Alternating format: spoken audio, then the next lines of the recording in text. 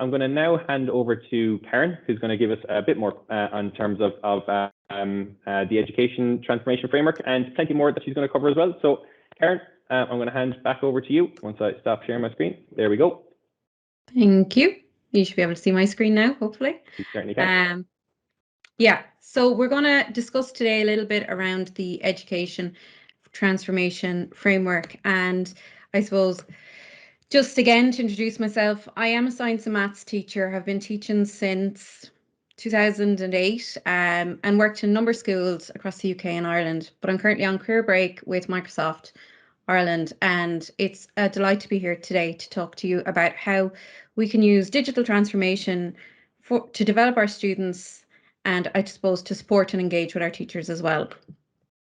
I think of all time in our own lifetimes, the statement that we live in an ever-changing world has never become more apparent. We're living in a world that is full of challenges and that we may not know how to solve today.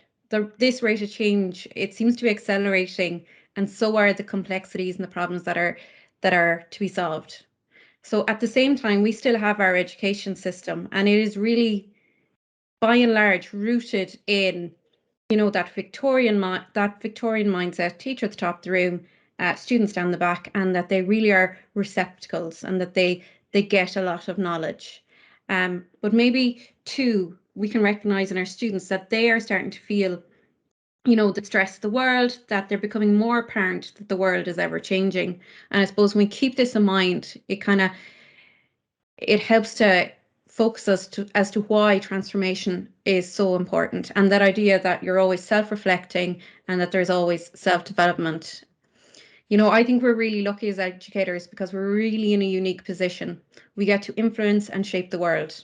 We get to take care of the next and our future generations. And I suppose we've really realised now that education is central to helping society to meet these challenges. And this is one of my favourite quotes in education, and it's from Nelson Mandela. And he said, like, education is the most powerful weapon which we can use to change the world. If we look, and this is very briefly about the evolution of work and industry, like in the last 100 years, we've gone from 1920s, a lot of manual work, a lot of labour intensive work. We can recognise that the concept of work is changing with a move away from the traditional manufacturing jobs, that like technical automation has already begun to replace doing tasks. And now we can see that these tasks as well are beginning to become automated. And now we've even begun to automate breaking down information and translating that digitally and outsourcing this. So when we look at the students in front of us, you know, by the time, and this may not be as applicable to all of you, but when you think by the time today's junior infants enter the workforce, their activities will be substantially different from most occupations that we would recognise now. So what we would like to develop in our students is being able to apply information, be creative, be able to problem solve, to be able to collaborate, manage themselves, and the overall development of the person. And why I've kind of mentioned them couple ideas is something like the education transformation framework can really apply a holistic approach across school-wide transformation. It's based on 4 key pillars here: leadership and policy, teaching and learning, intelligent environments, and school and student success. And why leadership and policy? I'm just going to mention it here. Why is it so important? It's because school leaders are often the people who have the vision and that they will help to begin the digital transformation and also be the ones that's sustaining it throughout its journey. By taking, and I'm going to focus now on the student-centred approach to teaching and learning, by taking this approach to all aspects of our teaching and learning, be that curriculum, assessment, the learning spaces in which our students are engaging with their learning, and in building a focus on understanding and meeting the needs of all our students. With these in mind, we're really able to empower all our students to achieve their full potential. Our student learning, you know, is so important, and we should be able to transition it from, instead of students being the receivers of knowledge that was created by us as adults, we have the option and we have the ability to redesign so much of our curriculum to enable students to focus on what they want to learn, what makes each student unique, be that their interests, their cultures, their learning styles, their experiences, and their challenges. And especially through things like, I would have seen myself in my own science classroom, things like their CBAs, I got to learn so much about their interests. They might be able to talk to me about, I learned on which surface would a GAA ball bounce the highest. I learned about the immunization rates in their own cohort. We're able to pull in a lot of the students' own learning. Alongside this, and I suppose never more apparent has it been than the last 18 months, but, and based upon the European Commission of ICT in schools, we know that the most effective use of technology in education combines a strong infrastructure, a motivated teacher, and a supportive environment. Teachers can use technology to let their lesson plans drive the classroom, let it drive its setup, and ensure that there's a really engaging and interesting lesson. We all know that assessment is a really essential component of teaching and learning. Providing individualized feedback can significantly help students to engage and stay motivated.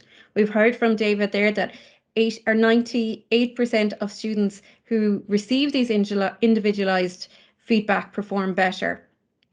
You can see that we can use technologies such as the Microsoft tools, such as Go Nurtures, so that educators can adapt existing assessment strategies to work in hybrid learning, in-school learning, remote learning, and personalize the feedback to their students. And this will help to keep our students engaged. Moving on then, we know that for school and students to succeed, this has to be anchored in equity and inclusion. Building the staff capacity through professional learning and development, it's critical to ensure that our students develop their social and emotional needs so they can successfully prepare for the future. And while I'm not going to go into all of these areas, I want to talk to a little bit about, I suppose, the opportunity we have, which is, educator development. So we can empower staff so that they access on-demand training in a number of range of ways, so that your institution can continue their development, continue their journey, so that the reflection helps, sustains, and drives this. And you might find courses on places like the Microsoft Educator Centre. It might be something that you're doing in collaboration with the likes of Go Nurture, so that you're sustaining that staff development and really, empowering teachers to become, models of learners and continuing lifelong learning throughout their experience with their students. Key to all of what we're going to talk about, or when we talk as educators, is the idea that, equal access means that all students of all abilities have the opportunities to learn. With technology, they can use this to be able to access, a number of different pieces of work that they may not be able to do. Things like the immersive reader can help to read things aloud. You can use the translator software and ensure that students who may have found it difficult to access certain learning opportunities can indeed access them and be able to get a full experience of their learning. We know that the research would indicate that 73% of our classrooms have students that have reading ages across 4 years. And we also know that it's approximately the same amount that will include students that have some additional need. So the importance of this is technology can be used to, ensure that the students can become independent lifelong learners. Very lastly, looking at this, we've got intelligent environments, and I suppose we've learned a lot in the last period of time, but the use of information, the use of analytics can be used by the teacher to ensure that we have really strong engagement from our students. We know over the last 10 years, and through research in the OECD, we can see that student engagement has dropped. By providing personalised instruction, personalised feedback, we can use this to engage with our students, keep them motivated, and keep them engaged with our classroom. Developing safe and secure on-site and online environments, leveraging data analytics to optimise student outcomes, and create efficient and responsive and sustainable processes can ensure that for us as educators, we can allocate our resources so well in our class, and we can ensure that we're meeting the needs of all of our students. I've really just given you a real taste of what the education transformation framework involves. But if you'd like to learn more about it, I might pop a link in the chat if that's okay, and you can learn more about it here on the Microsoft Educator Centre. If this is something that you're really interested and involved with, just to point out that journeying through this is one of the gateways to the Microsoft Showcase School programme, in which you can engage with like-minded teachers and school leaders around the world.